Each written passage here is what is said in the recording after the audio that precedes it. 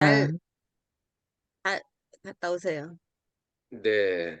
내 인생의 용기가 되어준 한마디, 정우성 산문지 23번째 이야기.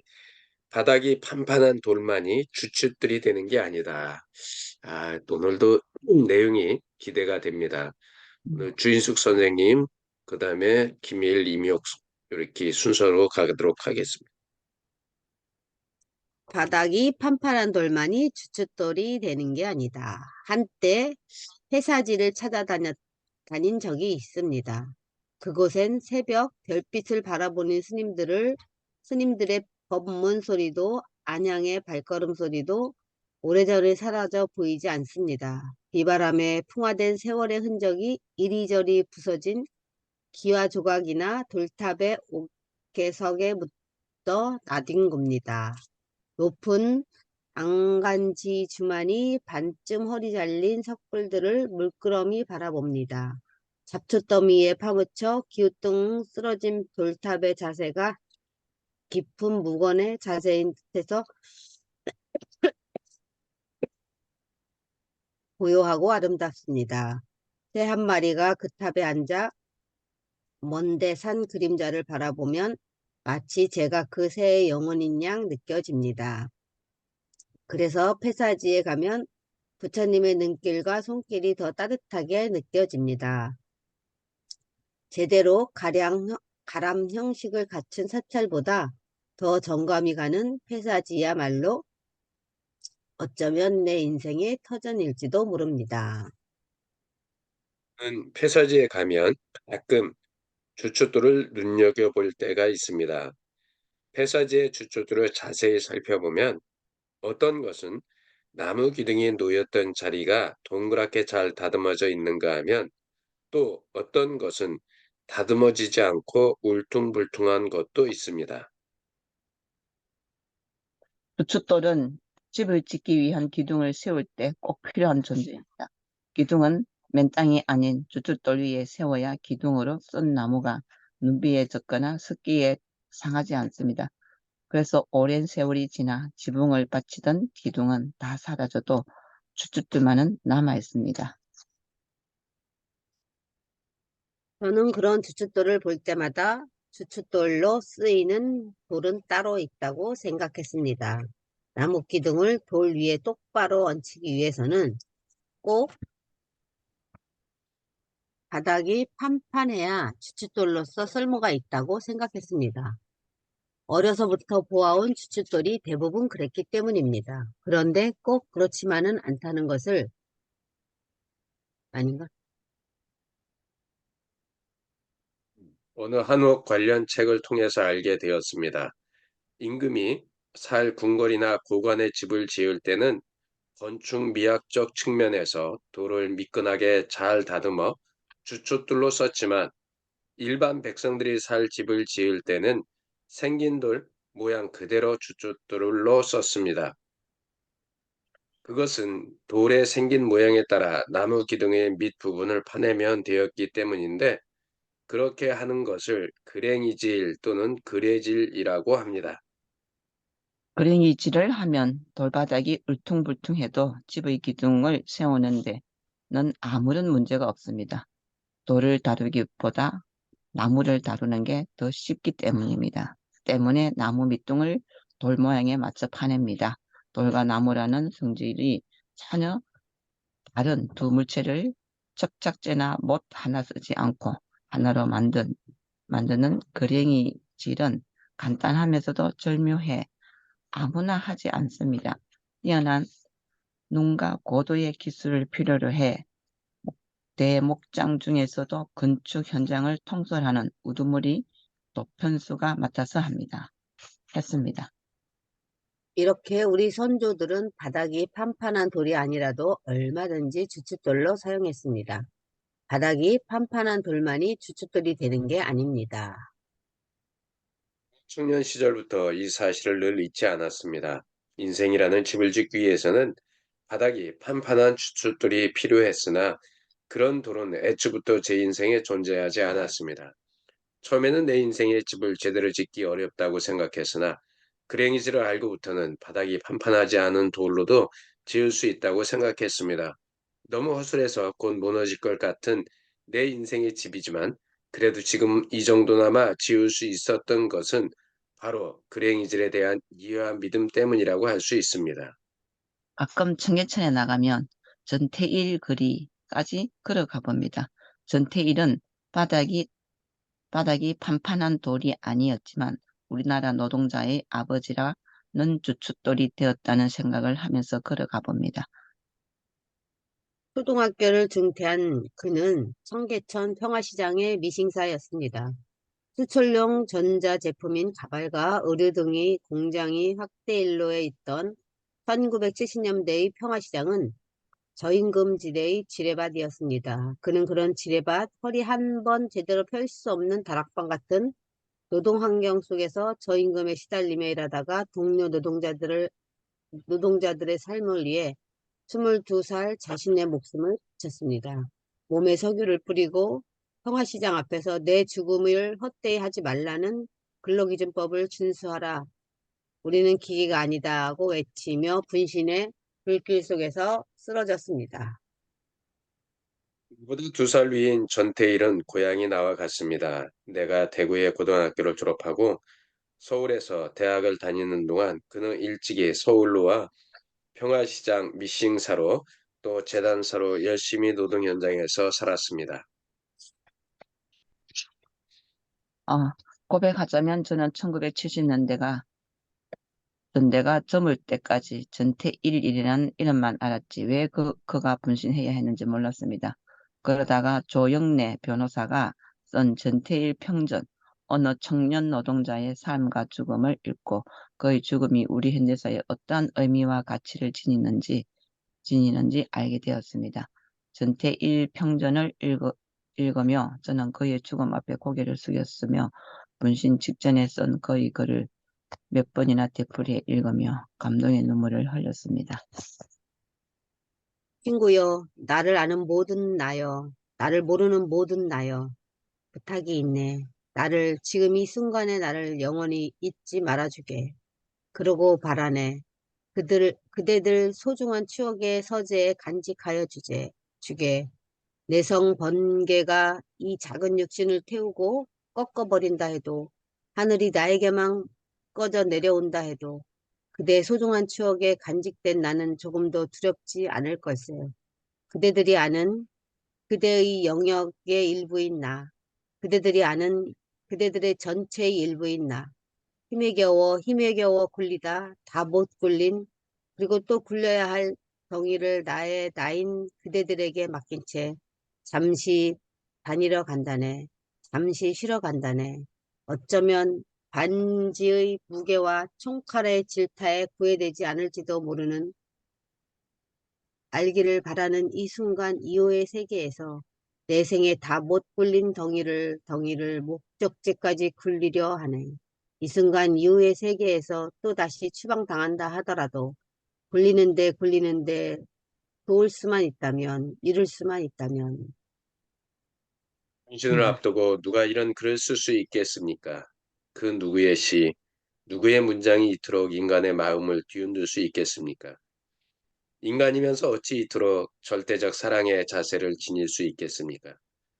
죽음을 초월한 사랑 없이는 또 그 실천 없이는 결코 쓸 수 없는 이 글은 저를 울리고 또 울렸습니다. 특히 친구여, 나를 아는 모든 나여, 나를 모르는 모든 나여, 나 그대들이 아는 그대들의 전체의 일부인 나 등의 구절에서는 그만 제 심장이 멎는 듯 했습니다. 제가 평생 시를 쓴다 해도 이토록 가슴 떨리도록 감동적인 시를 쓸 수는 없을 것입니다. 그는 생명의 숨길이 끊어지는 순간 잠시 눈을 떠 힘없는 목소리로 배가 고프다고 말했습니다. 그의 이 말은 십자가에 못 박혀 죽어가면서 목이 마르다라고 한 예수의 모습을 떠올리게 했습니다. 병원으로 달려간 어머니에게 그가 한 말은 어머니 놀라시면 안 됩니다 였습니다. 그리고 친구들에게 너희 부모님께 효도하고 그리고 조금 시간이 남으면 우리 어머니에게도 날 대신해서 효도를 해주게 하고 어머니를 부탁했습니다. 예수 또한 십자가 밑에 서 있던 어머니를 위로하고 걱정하면서 제자 요한에게 이분이 내 어머니시다 하면서 어머니를 부탁했습니다. 그래서 그는 전태일을 우리 시대의 노동자 예수라고 생각했습니다. 오늘날 우리나라 노동자들의 삶이 그나마 인간다운 삶으로 개선돼 나가는 것은 저 어둠의 1970년대에 전태일이라는 추춧돌이 있었기 때문입니다. 쓰러진 집단을 일으켜 세우고 평화시장에서 돌아온 저녁, 풀가지를 꺾어 군부를 지피며 풀방울을 한 줌씩 집어 던지면 아름다운 국화송이를 이루며 타오르는 사람. 가난하면 가난할수록 하늘과 가까워져 이제는 새벽 이슬이 내리는 사람. 전태일이라는 제목으로 쓴 저의 시입니다. 저는 이 시를 무척 아낍니다. 몇 행 되지 않은 짧은 시지만 제가 전태일을 노래한 시는 이 한 편뿐입니다. 이 시를 쓰면서 저와 같은 시기에 태어난 동시대인이지만 저와 전혀 다른 이타적 삶을 산 한 인간의 사랑의 완전한 모습을 생각했습니다. 저도 가치 있는 인간의 삶, 그런 주춧들과 같은 삶을 살아야 한다고 생각했습니다. 와, 아, 이 전태일이 분신 직전에 이 쓴 글을 쭉 읽어주는데 저는 그 욥기가 생각났어요. 욥기. 욥이 그런 근데 이 마지막에 어머니에게 이렇게 이야기한 말 어머니 저를 걱정하지 마세요. 친구들아 니들 어머니들을 이렇게 잘 모시고 그래고 좀 시간이 나면 우리 어머니도 좀 돌봐달라라고 하는 게 십자가 위에서 돌아가시면서 예수님이 예, 그 말씀을 하셨던 예, 그 이야기들이 참 이분이 이제 그 정우성 시인이 천주교인이거든요. 그러니까 이제 이 말씀을 아니까 성경을 아니까 이런 글을 쓸 수 있었던 것 같은데요. 그렇죠. 누군가의 그것이 우리를 있게 한 아마 전태일이라는 22살에 진짜 그러네요. 22살인데 이런 글을 쓸 수 있었고 그런 생각을 할 수 있다는 것이 역시 남다른 사람은 남다르구나. 윤동주 그렇죠. 시인도 27살인가? 20 몇 살에 일찍 요절을 했잖아요. 그런데 그 주옥 같은 시들을 남겨놓고 간 거 보면 참 그래요. 그래도 우리 이렇게 살아도 우리는 또 우리의 삶에 그 또 그분이 정해놓은 목적이 있지 않을까? 그런 생각을 해봅니다. 그 그잖아요. 시니어를 윤동주, 위해서 예, 예, 윤동주 시집을 읽었거든요. 예, 예, 그분도 되게 일찍 돌아가셨잖아. 예, 일찍 돌아가시고, 그, 그 일본에서 생체 그 실험실 거기서도 실험을 당했고, 그래서 일찍 돌아갔다는 그 얘기가 제가 며칠 전에 읽은 시집에 그 내용이 나오는 거였어요. 그래서 그것까지는 모르고 그냥 우리는 뭐 윤동주 식 하면은 별, 자연, 바람 이런 것만 계속 나오고 이랬는데 그 시 속에 정말 그 조주환 시인님이 내가 서정적인 글을 담아내지 못해서 진짜 미안하다. 이 얘기나 그 시대 사람들은 그런 시를 쓸 수밖에 없었다라는 거를 저는 책을 몇 권을 통해서 지금 그걸 느끼거든요. 그러니까 그런 삶을 살아는 삶에서 어떻게 그러니까 막 주변에 자연 이런 거 나무하고 대화한 그런 내용이 많이 나오더라고요. 지금 여기서 보면 20대인데 너무 이름만 들었지 이렇게 깊은 내용을 오늘 책에서 접하게 되네요. 그러니까 그 윤동주 이제 중국의 용정이라는 곳에 가면 윤동주 시인의 뭐 생가 그리고 거기 그 용정 중학교 거기 나왔거든요. 이제 그 학교에 가면 그런 게 있는데 그러니까 거기에서 이제 그 일송정이 있는 이렇게 딱 올라가면 일송정에서 그 해란강이 보여요. 일송정 푸른 소른 해가지고 그 해란강이 흐른다 하잖아요.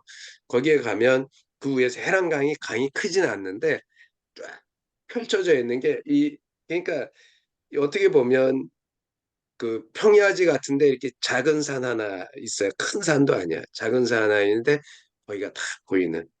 그러니까 그 시대의 사람들은 어떻게 하면 자기가 잃어버린 나라 잃어버린 그때는 그 서름들이 컸어서 그랬었던 것 같고 전태일의 시대는 이제 우리나라가 막 산업화가 진행되는 시기에 그 인권도 없고 이런 모든 것이 없이 오로지 뭔가를 만들어서 또 그 자본가는 어떻게 보면 착취를 하는 그런 시대의 삶에서 새로운 전환점이 된 사람이 사실은 전태일이잖아요.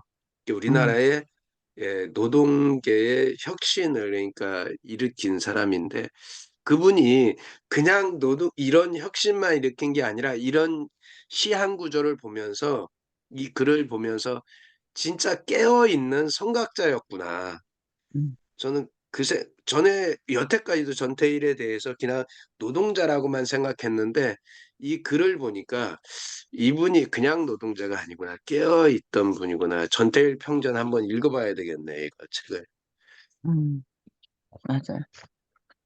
어쨌든 이 시대는 체류탄의 시대잖아요. 체류탄. 음, 음, 응. 아주 체류탄, 나도 엄청 그냥 체류탄에 시달렸던 시대였는데, 여기 서울은 엄청 돌아다니지를 못했으니까, 길거리를.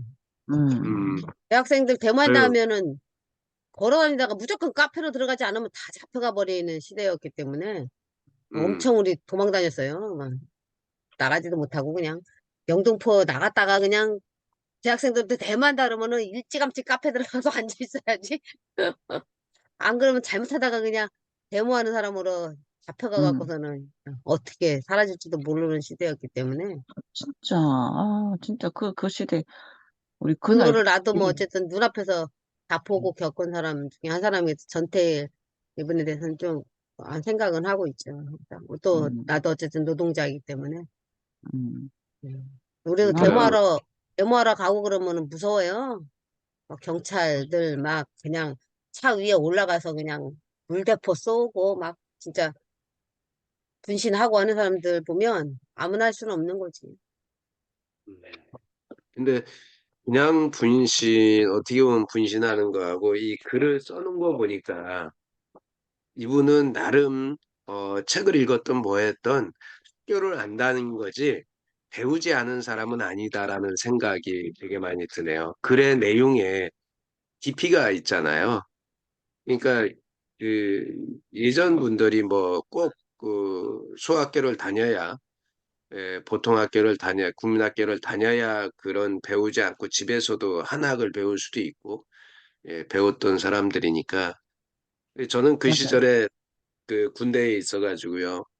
그 군대에 있는데 왜 이렇게 밖에 체류탄을 쏴가지고 내어반에서 그리고 저희는 거의 군장을 풀지 못하고 살았어요. 왜냐하면 6.29 선언 나기 전까지는 완전히 그냥 그 언제든지 쳐내려 올 거다라고 생각을 하고 그러니까 저희는 전투병이 아니었는데도 군장을 하고 전투화를 신고 잤어요. 그 시절에는. 그랬던 기억들이 있네요. 옛날 아니, 얘기네요. 그러고 보니까. 그렇죠. 그러니까, 지금 막 글 비우지 않아도 글 이런 거는 보면은, 전령에, 음, 무슨 말이에요? 뭐야, 개태말. 지금 음, 책 편집하고 하시잖아요. 그분 예, 유튜브를 제가 그때 최승희 소개해가지고 진짜 감명 깊게 몇 편을 보고 제가 글을 다 적어 놓은 게 있어가지고 그분의 엄마 이야기가 나와요. 엄마, 그 음, 시대는 엄마가 못 배웠는데도 한지 종이 두루루 말린 거에다가 글을 그렇게 정성스럽게 써가지고 그러니까 그런 마인드. 그러니까 막 우리가 막 학교에서 공부 이러지는 않아도 옛날 사람들은 눈으로 몸으로 그냥 그렇게 공부를 했다라는 게 보여요. 우리가 막 지금은 같이 학교 그러지 않는데 옛날 사람은 그렇지를 환경이 못했기 때문에 예. 그렇지만 나름대로 자기 나름대로 공부를 해갖고 지식을 간직한 거. 포항에서도 그 어떤 시인 한 분이 시 그거를 낭독하는 데 갔는데 막 그냥 봐서는 모르는데 자기가 그걸 읽고 해석을 하는데 그냥 책을 받아가 이렇게 아무게 안 돼. 근데 엄마의 생각하면서 적은 글을 보고 내가 해석을 해주니까 이해가 되더라고. 엄마는 글 한 줄 모르지만은 몸으로 느낌으로 그런 걸 체득해가지고 자식을 바르게 살라 가르쳤던 어머니 가면서 막 훌쭉훌쭉 하시대요. 이게 그런 걸 봤을 때 지금 우리 여기 보면은 글을 안 배워도 글 속에 그런 걸 담아낼 때는 자기 어떤 생각을 품고 있는가 그런 게 보이는 것 같아요.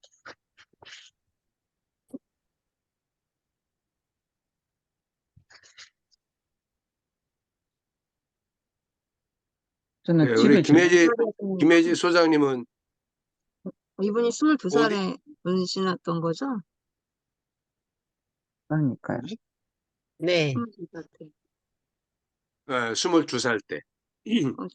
저도 그냥 영화 보고 말로만 들었는데 22살이라는 게 진짜 놀랍고, 친구여, 나를 아는 모든 나여, 나를 모르는 모든 나여, 그대들이 아는 그대의 영역의 일부 있나, 그대들이 아는 그대들의 전체인 일부 있나.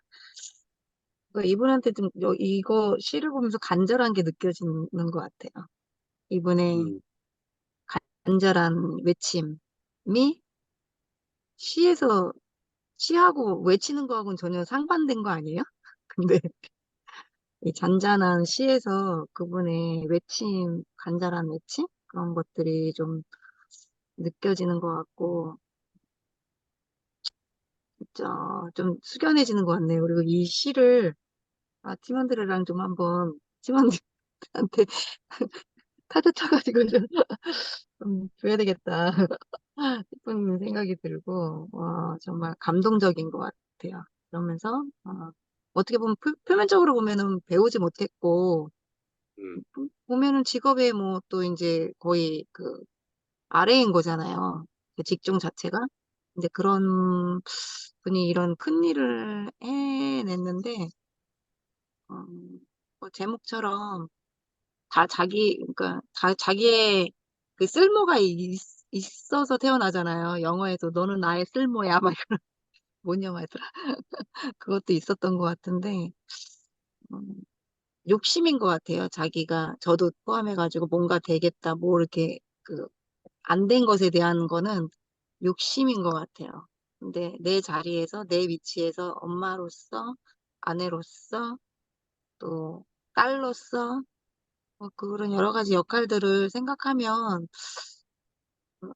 뭐 잘하고 있는 부분들이 분명히 있는데도 불구하고 자꾸 이제 저도 요즘에는 안 되는 것만 자꾸 생각을 하다 보니까 좀 그러지 않으려고 많이 노력을 하고 있거든요. 이분 바라보면서 좀 숙연해지는 것 같아요. 좋은 쪽으로 숙연해져야 되겠죠. 또 안 좋은 쪽으로 하면 안 되고. 그렇죠. 그러니까 어제도 우리 직원하고 이야기를 하면서 우리 나눈 이야기를 제가 이렇게 블로그로 이렇게 보여줬어요. 엊그제 인생이라는 게 이런 거라고 그러더라. 그러면서 내가 그 조금 어, 내려놓고 또 상대방을 이해하고 바라볼 수 있는 그런 것들이 필요하다. 우리한테는 살다 보면 다툼이 있고, 우리 어제 뭐 그런 게 있잖아요. 화가 있고 분이 있고 이럼에도 불구하고 우리 김영석 그 작가가 그런 얘기 했다 그랬잖아요. 김영석이 아니라 김웅신 작가가 그 김학생 얘기 했다 그랬잖아요. 그게 없으면 인간이 아니라고. 그런데 거기에서 한 단계 나아가는 사람이 돼야 된다라고 이야기를 했는데 여기 오늘 이야기도 그러잖아요. 아까 주춧돌이 일반적으로 평범한 거를 쓴다고 우리는 생각을 했지만 그거는 돈 있는 사람들이고 돌을 깎을 수 있는 사람이고 일반 평범한 서민들의 집은 그 진짜 좋은 돌을 다 찾을 수가 없으니까 밑에는 돌을 세워야 되니까 돌을 갖다 놓고 나무를 깎아서 거기에 돌을 맞추는 그게 무슨 질? 무슨 질이라고 써 있어요? 다름질이야 뭐야 이게? 예, 그랭이질을 아, 네. 해서 거기에 그 나무를 갖고 밑에 주춧돌에다 맞춘다는 결국 뭔가 누군가는 깎여야 그게 되는 그런 거를 보면 조금 그러잖아요. 그 저기 성경에도 보면 모퉁이들이 이 저희가 되는 그런 것이 나오잖아요. 그러니까 우리가 아마 그런 면에서 보면 참, 어떻게 살아야 될까라는 것도 소중하고, 이 책을 읽고, 우리 삶에 어떻게 적용을 할까, 이런 것도 되게 소중한 거야. 또 우리 혜지 소장님 금방, 이거를 긍정적으로 이렇게 적용해야지. 그 자체가 지금 사실은 이미 생각이, 변화된 거잖아요. 어떻게 보면 과거에 보면 힘든 거야. 그러니까 그 힘들면 이렇게 뭐 이렇게 할 수도 있어. 그런데 그거를 승화시켜서 예, 긍정적으로 이렇게 그 만들어내는 그게 이게 독서의 힘이 아닐까 생각이 듭니다. 네, 저희 사진을 먼저 찍겠습니다. 우리 음. 이미옥 선생님이 순간적으로 어디로 사라져 버리면 또 골치 아프니까 미리 찍겠습니다. 네, 하나, 둘, 셋, 네, 네, 감사합니다. 아, 네. 임미옥 선생님, 제가 기록을 남겨놔야 돼서 순간적으로 그냥 가시면 안 되니까. 그럼 저는 지금 좀 나가고요. 듣기만 하겠습니다. 네네네, 예, 감사합니다. 감사합니다. 이 순간을 놓치고 싶지 않아서 내가 네, 바빠도 들어와요. 잘 네, 다녀오세요. 네. 네. 어디 좋은 데 가셔요? 오늘 입학식 오늘 갑니다. 입학식이에요. 아, 그렇구나. 오늘 남편하고 같이 그럼, 갑니다, 지금. 그렇구나. 오늘이 입학식이군요. 네, 그럼 오늘 부산으로 가시는 거예요? 네네, 부산에 갑니다, 지금. 임무시가 깜깜하다. 잘 다녀오겠습니다. 네, 네, 좀 아, 많이 알아갖고 오세요. 2년 뒤가 기대가 되네요. 어디 네. 그럼 주인숙 입학식인데요? 선생님은 저는 입학식은 안 가고요. 저기 어, 때만, 개강 때만. 근데 저기 무슨 주말에 하는 입학식이에요? 거예요? 네, 주말에. 다행이네, 주말에 하는 과정이라서. 주말에 또, 하는 과정이 있네. 네. 네. 안 그러면 못 가죠. 하여튼 그러니까. 올해 첫 해로 그게 신설된 과예요. 그게 지금 이런 우리 시대에 맞게끔. 그래서 그러니까, 나중에는, 어디 예? 학교십니까? 어디 가시는 겁니까? 궁금합니다. 저기 디지털 문예 창작학과. 예. 예, 일기생. 찾아보니까 올해가 일기더라고. 네, 일기예요. 예, 와, 전국에서 왔더라고, 그래서. 막 나이 드신 그러니까 분들, 막 이렇게.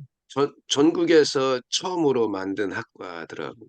음. 그러니까, 뭐, 워낙 또 그쪽에 또 관심이 있으시니까, 또, 행정실에서 이러는 거예요. 어, 세상에 이렇게 연세 드신 분들이 이렇게 오는 줄 몰랐다면서 깜짝 놀란 거예요. 다 학생인 줄 알았는데 나이가 다 뭐 60도 되고 막 남자, 전국에서 여자, 젊고, 막 남녀노소가 막 다 틀려. 몇 명이나 요번에 된 거예요? 우리 과만 해도 정확하게 서른 모르겠네. 예, 우리 과만 해도 서른 몇 명인데 지금 디지털 문예 창작과라며요. 어떻든 네, 열심히 배우십시오. 배움은 저는 공부할 때가 가장 즐거운 것 같아. 맞아요. 그 모르겠어요. 왜 웃으세요, 소장님? 진짜 제가 한 2년 전부터는 공부 안 하려고 그랬거든요. 이 머리 지나가지고 안 할 수 없는 구조가 아니에요. 그냥 계속 공부해야 되는데 진짜 공부하기 싫더라고요. 머릿속에 넣는 것도 싫고 이제 음, 근데 뭐 계속 공부를 해야 되네 이거 진짜. 아유, 근데 보험일이 인간들한테 원래 공부를 많이 해야 되던데요. 우리 엄마가 75세까지 하셨는데요, 삼성에서. 잘하시다. 그때까지도 계속 공부하시더라고. 네, 왜냐면은 연세 드신 분들이 컴퓨터 잘 못하시니까 맨날 경리들한테, 그 시대는 연세 드신 분들이 많아서 경리들한테 부탁했는데 우리 엄마는 절대 한 번도 경리한테 안 부탁했대요. 직접 배워갖고 직접 했대. 대단하신 우리 엄마지. 네, 많이 공부해야 돼요. 보험은 진짜. 계속 바뀌니까. 그러니까 그러니까 그 모르겠어요. 저는 일할래 공부할래 하면 저는 공부할 것 같아요. 저도요, 일할래 공부할래면 공부할 것 같아요. 그렇잖아요. 이 지금도 이 저기 제가 이제 거실에 이제 조금 제가 먼저 요새는 아침에 움직이니까 일부러 거실에다 이렇게 책이고 뭐고 또 다 펴놨거든요. 또 지저분해졌어요, 거실이. 근데 사무실 가면 그래도 사무실 가면 책을 그래도 제가 싸놔요. 막 흐트려 놓지 않고 사무실은 좀 사람들이 들어와도 깨끗하게 보이게 하려고 뭐 스튜디오처럼 꾸며놓고 막 저기 크로마키도 걸려 있고 뭐 이 등도 막 걸려 있고 다 하는데 제 책상만은 최대한 깨끗하게 해놓으려고 그렇게 하고 있는데 배움이라는 거. 그러니까 우리 젊은이하고 지금 제가 소통이 되고 그 친구가 저한테 계속 뭔가를 여쭤보고 어제도 밤늦게 회사에 들어와서 이제 오늘 뭐 보고할 게 있는데 그 늦게까지 들어와서 한번 리뷰를 해보겠다고 늦게 들어오겠대 그래서 들어와서 같이 제가 다 정리해가지고 이야기도 해줬는데 소통할 수 있는 거는 아마 이런 독서가 있기 때문에 그 친구들하고 아마 같은 눈높이에서 배움이 있기 때문에 소통하는 게 아닐까. 우리 소장님 같은 경우는 뭐 어쩔 수 없잖아요. 리더로서 앞에서 앞서서 이렇게 구성원들을 리딩해 가려면 어쩔 수 없이 내가 모르면 할 수가 없잖아. 네, 맞아요. 그리고 영적으로도 늘 갈급해가지고 이게 영적으로 육적으로 다 그런 것 같아요. 그런데 그렇게 하다 보니까 결국은 성장하는 게 저 자신이다 보니까 음, 좀 많이 진짜 제가 이 자리에 온 게 배움이 있었기 때문이고 그거를 또 실행했기 때문에 계속 성장이라는 게 있었는데 지금도 뭐 마찬가지로 독서 모임 하는 것 자체가 또 성장을 위한 모임이기도 하니까 근데 그러면서 음, 이렇게 무르익어 가는 것 같아요. 연륜도 생기고 지혜도 여러 음, 가지 생기고 그러면서 아이디어도 배우면서 생기고 음, 맞. 음. 그러니까 저는 아침에 새벽기도 가면 기도할 때 되면 막 머리에 그냥 새로운 아이디어를 막 그러면 기도하다가 말고 휴대폰 꺼내가지고 막 메모하고 오늘 아침에도 오늘 아침에도 갑자기 그거 안 적어놨으면 지금 아마 잊어먹었을 거예요. 갑자기 기도하는데 막 아이디어가 떠오르는 거예요. 그래갖고 막 적었어요. 휴대폰 켜면 깜깜한데 불 끄고 기도하니까 깜깜한데 불이 느낄까 봐 사람들이 조심스러운데 하여간 뭐 그래서 더 기도하러 가요. 가면 계속 그리고 수락산에 아침에 그 시간에 올라가면 계속 뭔가 생각을 하게 돼서 그래서 그 시간이 좋은 것 같아요.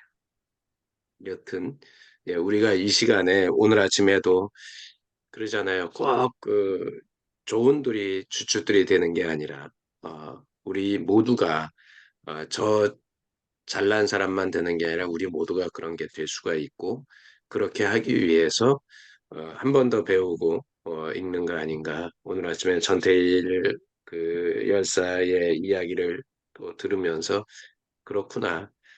이 난세의 영웅은 그냥 나는 게 아니구나. 위인들이 그냥 만들어지는 게 아니겠구나.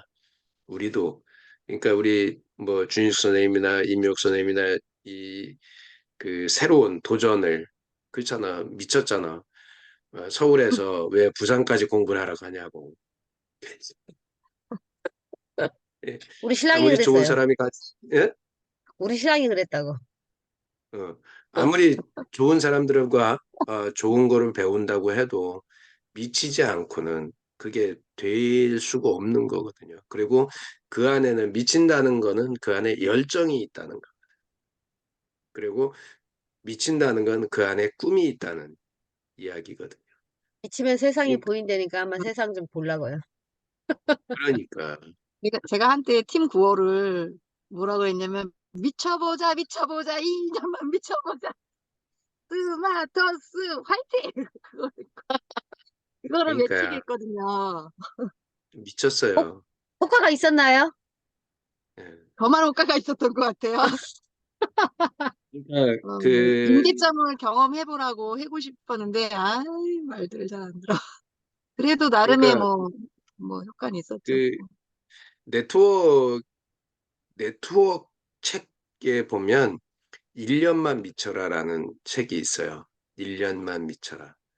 그러니까 그게 이유가 있어요. 여기에서 왜 우리 책에서 1만 시간 법칙 이야기했자면 1만 시간 법칙이 있다고 이 책인가요? 이민기 교수님인가요? 1만 시간의 법칙이 있다고 그거를 1만 시간만 보내면 안 된다는 거지. 뻥튀기 아저씨. 그렇죠. 미치려면 미칠 짓을 해야 되는 거지. 미쳐야 되는데 미칠 짓을 해야 된다라는 거. 예, 저도 미칠 짓을 해야 되는데 말만 하고 지금 행동이 조금 덜 따라가서 따라가 보려고 합니다. 네, 하여간 좋은 하루 되시고요. 우리 김미숙 선생님, 오늘은 목소리가 좀 살아나셨나요? 네, 안녕하세요. 더 아직도 안, 좋아지셨네. 코로나라고 하더라고요. 그래가지고 아이고, 지난 금요일부터 좀 상태가 안 좋았는데 오히려 진단을 받고 상태가 더 좋아진 것 같아요. 오늘 많이 좋습니다. 좋아졌는데요? 네. 금요일부터 코로나였던 것 같아요. 그날 완전히 원래 그냥 주사 맞고. 코로나가 판정이 되려면 3일이 지나야 된대요. 아, 그러니까 거의, 그렇구나. 그러니까 진짜 아플 때는 모르는 거고, 네, 네. 회복되기 시기에 확인이 되는 거지. 그러니까 금요일 날 너무 몸이 안 좋아서 병원에 갔다가 저기 몸살인 것 같다 해서 주사만 맞고 왔어요. 근데 그때부터 코로나였던 것 같아요. 네, 어제 지금은 많이 좋아졌습니다. 그런데도 출근은 하는 거예요? 지금 어디 출장이 있어가지고요. 아무튼 조심해서 갔다 오려고요. 2시간 정도 출장 갔다 와야 돼서. 마스크만 쓰고 다니면 괜찮아요, 요새는. 그런가요? 아니, 괜히 찔려가지고, 코로나인데, 안 가는 게 맞는 것 같은데, 괜히 또, 어, 우리는 난리 나요. 코로나면서 회사에 오면 그쵸. 옆에 사람들이 난리를 쳐. 음.